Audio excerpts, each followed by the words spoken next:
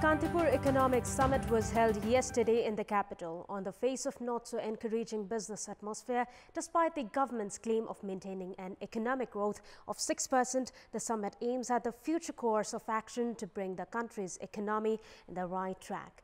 Good morning, I am Bipashna Tamang and these are the headlines of the hour. Experts point out procedural hassles and lack of professionalism in the private sector as the main obstacles to development at the economic summit.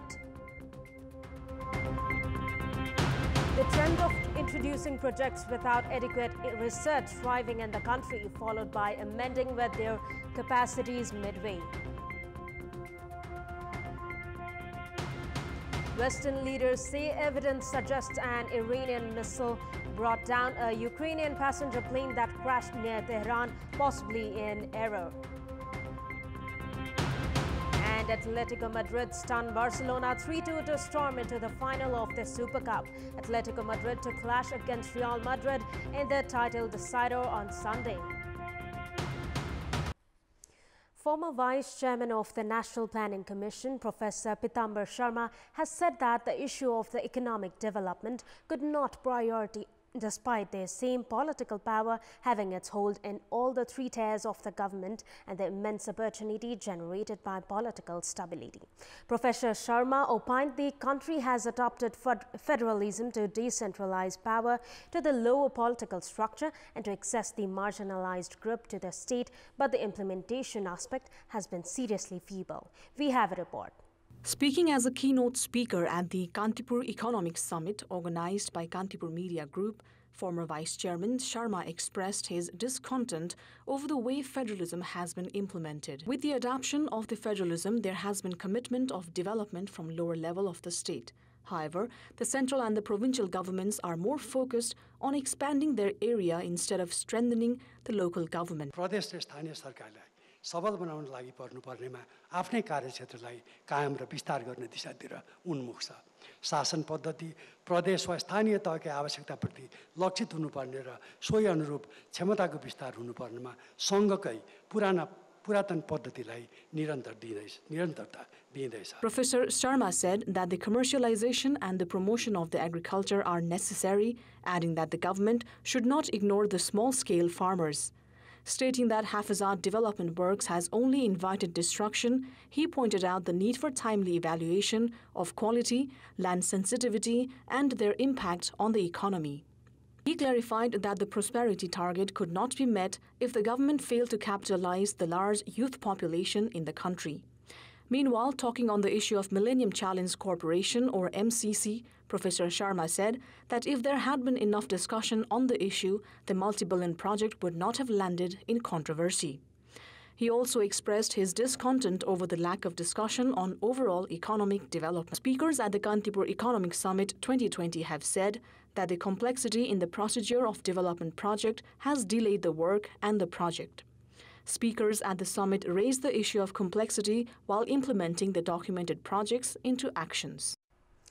The trend of introducing projects without adequate research and then changing their capacities midway has thrived in the country. Projects of the likes of Budi Gandaki hydropower, Pokhara Airport and Sikta Irrigation are compelled to change their original plans. This has hinted at a similar fate for other under-construction projects.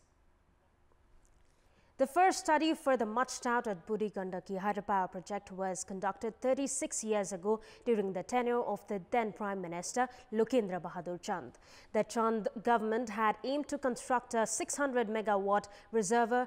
However, the project report remained on government shelves for 29 years. Former Prime Minister Baburam Bhattarai formed the Budi Gandaki Development Committee for 8 years ago during his tenure and directed the committee and French consultant to construct a reservoir of 1,200 megawatts based on the previous report. Likewise, the government included the project in the list of national pride projects as well.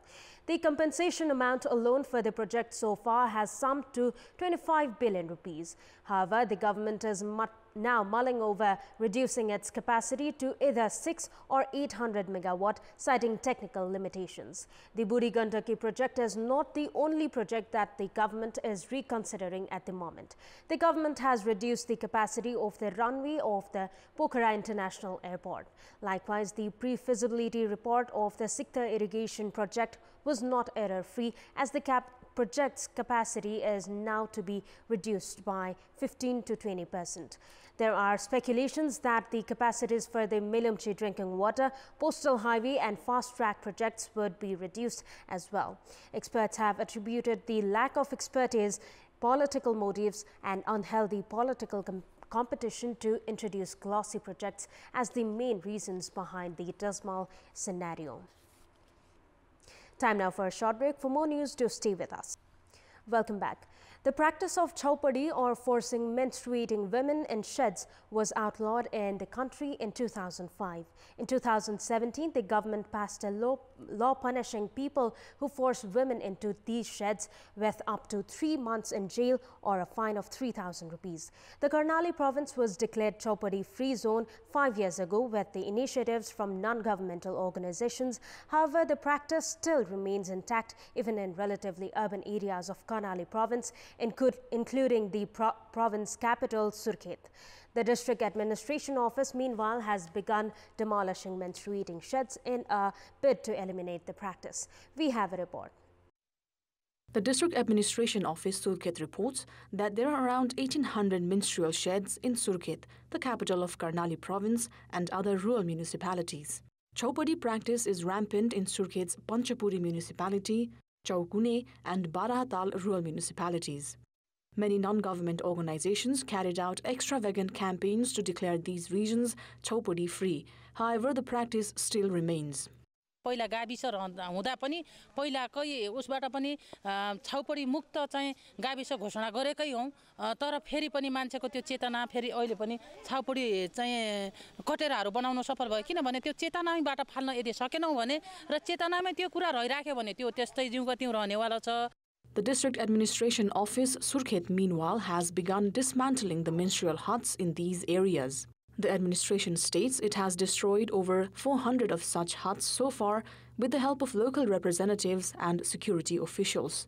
Meanwhile, the number of menstruating women who lose their life while being forced into these huts has been on the rise. The country's laws prohibit discriminations of any kind on any pretext and slaps either 3 months prison time or 3,000 rupees fine or both. However, due to lack of awareness and feeble implementation of the laws, chaupadi system continues to thrive. There is a call for greater awareness to change the superstitions related to chaupadi rooted in the Nepalese culture in different places across the country. It's time now for the international update.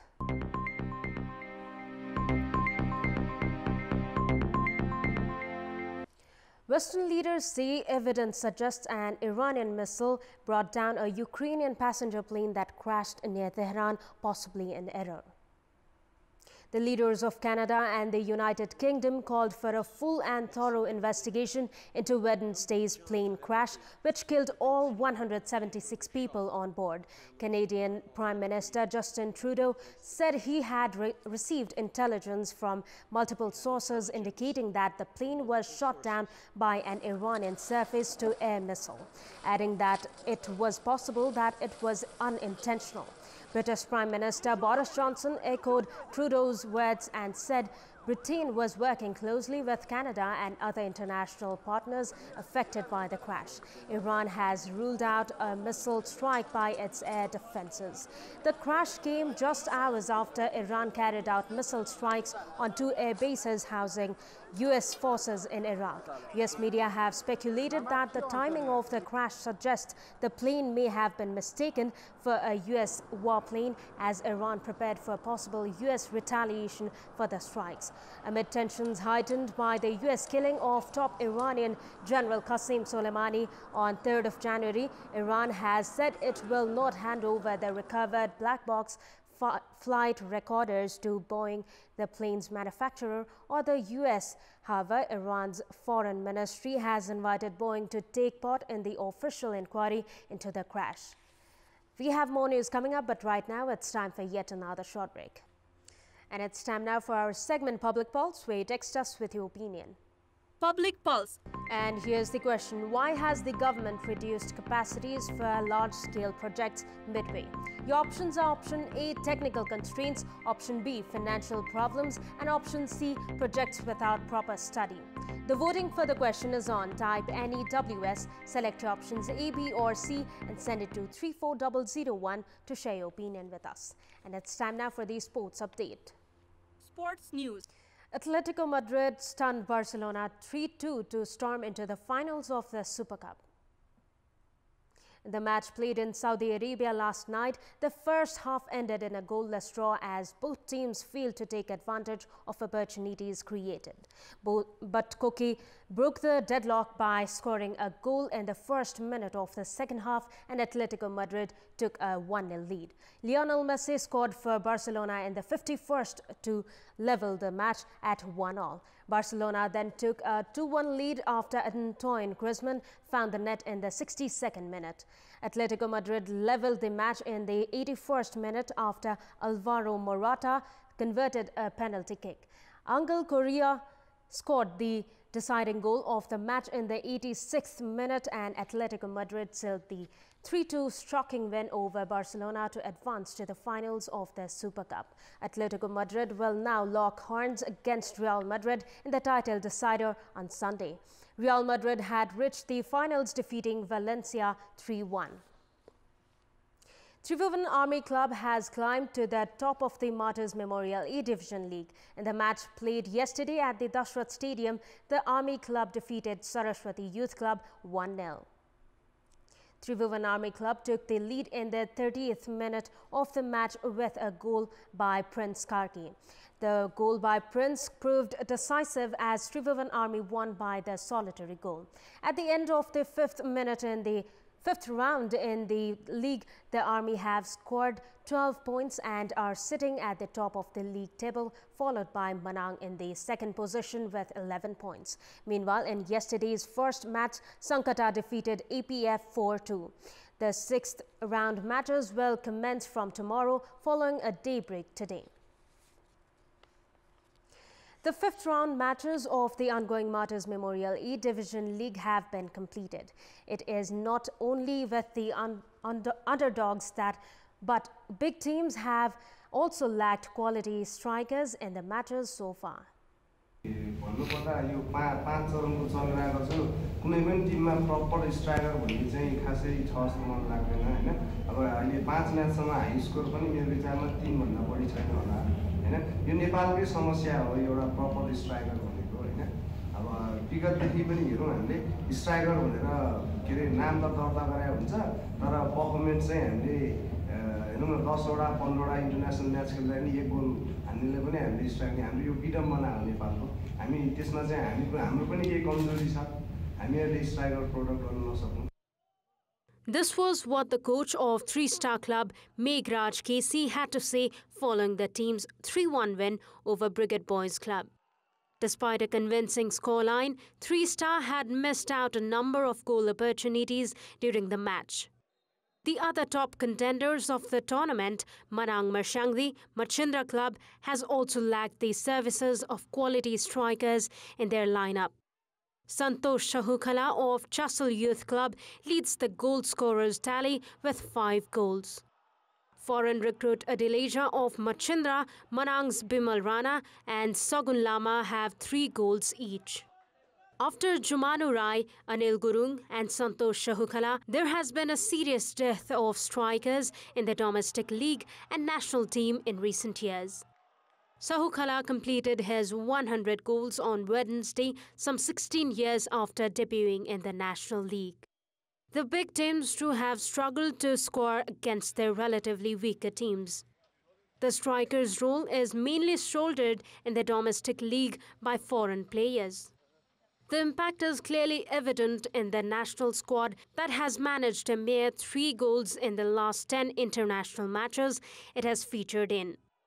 The scenario astonishingly highlights the dearth of quality strikers in Nepalese football. And before wrapping up, here's a look at the top stories one more time. Experts point out procedural hassles and lack of professionalism in the private sector as the main obstacles to development at the economic summit. The trend of introducing projects without adequate research thriving in the country, followed by amending with their capacities midway. Western leaders say evidence suggests an Iranian missile brought down a Ukrainian passenger plane that crashed near Tehran, possibly in error. And Atletico Madrid stunned Barcelona 3-2 to storm into the finals of the Super Cup. Atletico Madrid to clash against Real Madrid in the title decider on Sunday. That's all for the moment. Keep watching Kantipur Television HD for more news and entertainment. Thank you for watching. Have a good day.